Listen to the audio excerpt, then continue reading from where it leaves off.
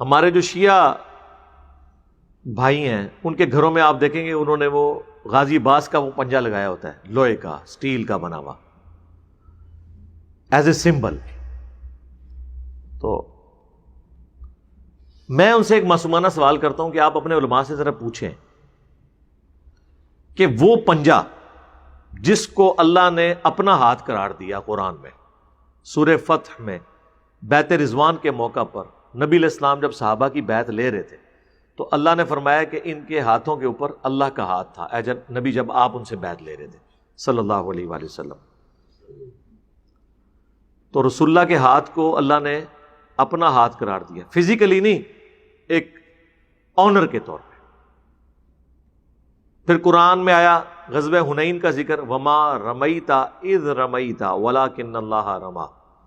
اے نبی جب آپ نے وہ کنکریاں پھینکی تھی نا کافروں کی طرف جس سے وہ اندھے ہو گئے تھے، جب حضور کے 12,000 کا لشکر آپ کو چھوڑ گیا، صرف 80 بندے ساتھ رہ گئے، جو بخاری مسلم میں آیا، قبیلہ حوازن کے تیروں کا سامنا نہیں کر سکے اس ایک متکبرانہ جملے کی وجہ سے کہ غزوہ بدر میں تو ہم تھوڑے تھے، غالب آئے تھے، آج تو ہم تعداد میں بھی زیادہ ہیں. تو اللہ نے فرمایا پھر زمین تمہارے لیے کیسی تنگ ہوگی، بھاگنے کی جگہ بھی تمہیں نہیں ملی. قرآن میں غزوہ حنین کا ذکر آیا. تو اس وقت نبی علیہ السلام فرنٹ سے لیڈ کرتے ہوئے، انا النبی لا کذب انا ابن عبد المطلب، میں نبی ہوں اس میں کوئی شک نہیں ہے، میں عبد المطلب کا بیٹا ہوں، یہ کہتے ہوئے آپ رجز پڑھتے ہوئے ایک کنکریوں کی مٹھی بھری اور کافروں کی طرف بھیجی، ایسے کر کے ہر کافر کی آنکھ میں وہ جا کے کنکر پڑا. اور روحانی طور پہ اللہ تعالیٰ نے حضور کے ہاتھوں کی برکت سے معجزہ ظاہر کیا، یہ فتح ہوئی، لیکن اللہ نے اسے اپنی طرف منسوب کیا کہ نبی جو آپ نے وہ کنکریاں پھینکی تھی نا، وہ آپ نے نہیں پھینکی تھی، وہ تو اللہ نے پھینکی تھی، جب کہ آپ نے پھینکی تھی. تو حضور کے ہاتھ کو اللہ نے اپنا ہاتھ قرار دیا. تو کیا مولا علی جب 5 سال تک، آلموسٹ 5.5 سال تک خلیفہ راشد رہے ہیں، تو رسول اللہ کے پنجے کی شبیہ بنا کے انہوں نے اپنے گھر کے اوپر یا مسجد نبوی میں یا کوفے کی جامع مسجد میں لگائی تھی؟ ٹائم قیامت تک جے جواب دینا جے اس گل دا. تو سرکار جے حضور دا پنجہ نہیں ہے نا تے اور تے کوئی پنجہ شاہی کوئی نہیں. یا مولا حسین علیہ السلام نے کبھی مولا علی کا پنجہ لگایا ہو کہ میرا باپ تو وہ تھا کہ جس کو غدیر خم پہ اللہ کے نبی نے ہاتھ میں ہاتھ ڈال کے صحابہ میں بلند کر کے کہا تھا من کنت مولا فعلی مولا ہو، جس کا مولا میں اس کا مولا علی. تو میرے باپ کا ہاتھ رسول اللہ نے اپنے ہاتھوں میں لیا تھا، لہذا میں مولا علی کے پنجے کی شبیہ اپنے گھر میں لٹکا لوں یا اس کا جھنڈا بنا دوں. یہ سب کی سب بدعات اور رسومات ہیں. ویسے تو اب کافی حق گو علماء بھی آ گئے ہیں، وہ حق گوئی تو بیچارے اپنے چکر میں کر رہے ہیں، لیکن وہ ہمارے حق میں فائدہ مند ہے.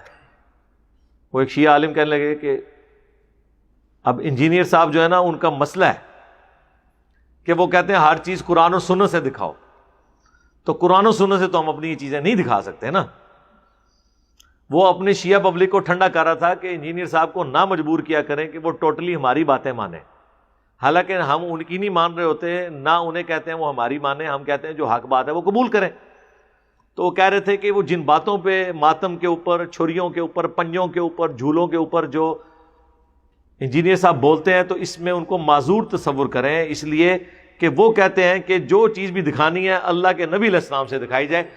تو اللہ کے نبی سے تو ہم یہ چیزیں نہیں دکھا سکتے. سرکار میری یہی کامیابی ہے، بس رکو ذرا، بس ادھر ہی رک جاؤ، آگے نہ چلو. دین وہ ہے جو آسمانوں سے نازل ہوا ہے، دین وہ ہے جو اللہ کے نبی علیہ السلام بتا کے چلے گئے. اس کے بعد جو کچھ ہے وہ آپ کے اپنے اجتہاد ہیں. جو زیادہ سے زیادہ جواز کے درجے میں چیزیں ہو سکتی ہیں، ہماری مرضی، ہم اسے بدعت کہیں، حرام کہیں، جو مرضی کہیں، کیونکہ وہ دین نہیں ہے، وہ آپ نے خود گھڑا ہوا ہے. آپ کی مرضی اسے ثواب بنا کے بے شک پیش کرتے رہے، ہم تو آپ کو ضرور سمجھائیں گے. دین آسمانوں سے نازل ہوا ہے اور وہ کمپلیٹ ہو گیا. الیوم اکملت لکم دینکم واتممت علیکم نعمتی ورضیت لکم الاسلام دینا. آج کے دن ہم نے تمہارا دین تمہارے لیے مکمل کر دیا، اپنی نعمت تمہارے اوپر تمام کر دی، اور اسلام کو ایز اے ریلیجن تمہارے لیے پسند کیا. دین مکمل ہو چکا ہے. اب بعد میں جو کچھ بھی آپ ایڈ کر رہے ہیں نا، وہ آپ کی اپنی خرافات ہیں، جو کچھ ہے آپ ہمیں اس کا پابند نہیں کر سکتے. آپ کو ہم ضرور اس لیے کہیں گے کہ دین آسمانوں سے نازل ہوا ہے.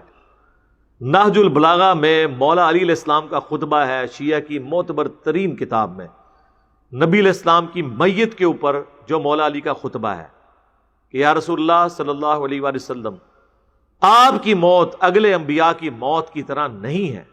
آپ کی موت کی وجہ سے آسمان کا رشتہ اب زمین سے منقطع ہو گیا، اب کوئی وحی نازل نہیں ہوگی. یعنی اللہ اب اپنے بندوں کو ڈائریکٹلی گائیڈ نہیں کرے گا. اور دوسرا انہوں نے کہا کہ اگر آپ نے ہمیں منع نہ کیا ہوتا تو یہاں پہ ہم آہو بکا کر کے اپنی جان دے دیتے، اگر آپ نے ہمیں منع نہ کیا ہوتا. ماتم بھی فارغ اور عقیدہ امامت کی ایسی شکل بھی فارغ جس میں کوئی یہ عقیدہ رکھے کہ آسمان سے کوئی خبریں کسی امام یا کسی بابے کے اوپر نازل ہوتی ہیں، چاہے وہ شیعوں کا امام ہو یا حنفیوں کا، شافیوں کا، مالکیوں کا یا حنبلیوں کا امام ہو.